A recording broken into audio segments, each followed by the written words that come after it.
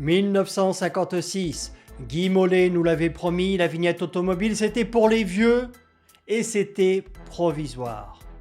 2016, la Royale, opportuniste en chef celle-là, nous l'avait promis. La vignette critère c'était juste pour faire une circulation sélective lors des gros pics de pollution dans les grandes villes.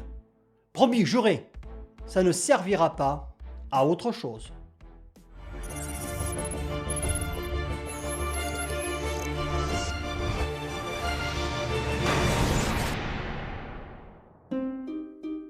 Bonjour à tous, dans ma vidéo d'hier, l'un d'entre vous me trouvait anormalement calme.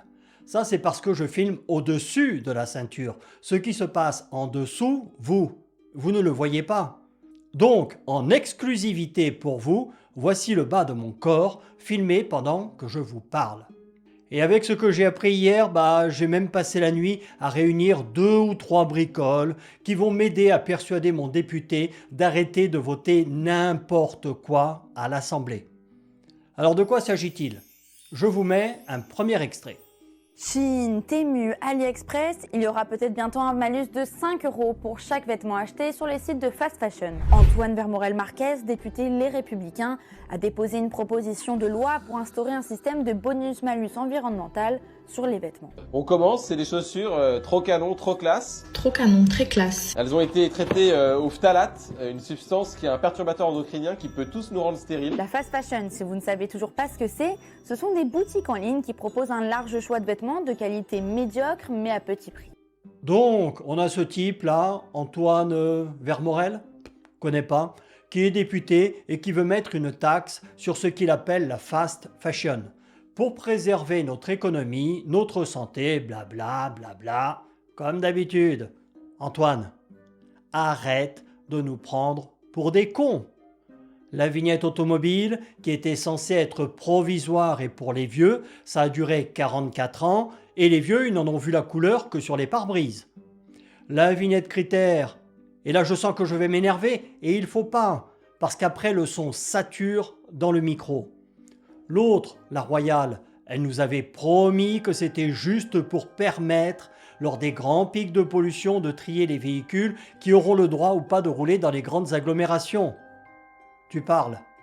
Cette année, si tu n'achètes pas une de leurs bouses à piles, ça peut te coûter jusqu'à 60 000 balles de taxes. Et en plus, tu seras interdit de rouler sur la moitié du territoire. Et après, aussi bien eux que les journaleux à 2 balles viennent se plaindre que 80 ou 90% des gens qui sont censés et normaux, il y en a encore, heureusement, les considèrent comme des racailles, des voyous et des menteurs. Alors, je ne suis pas pour la violence bien sûr, mais bon, parfois t'as quand même envie d'ouvrir la boîte à claques.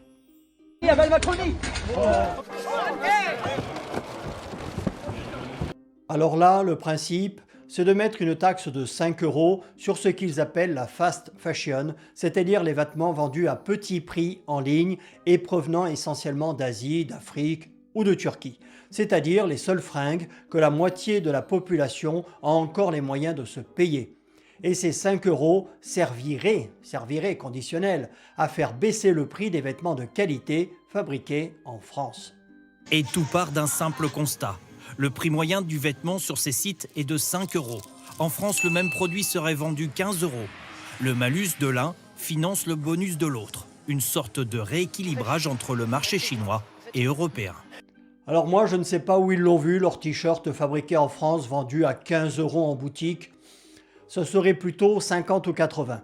Et il y a un excellent reportage qui est passé pour la Xème fois sur LCP il y a quelques jours, où l'on te montre en Angleterre, mais il y a la même chose en France ou ailleurs, une ville dans laquelle il y a des centaines d'ateliers qui emploient des clandestins payés de la main à la main 2 à 3 € de l'heure et qui travaillent avec les mêmes matériaux et traitements qu'ils utilisent en Chine ou ailleurs.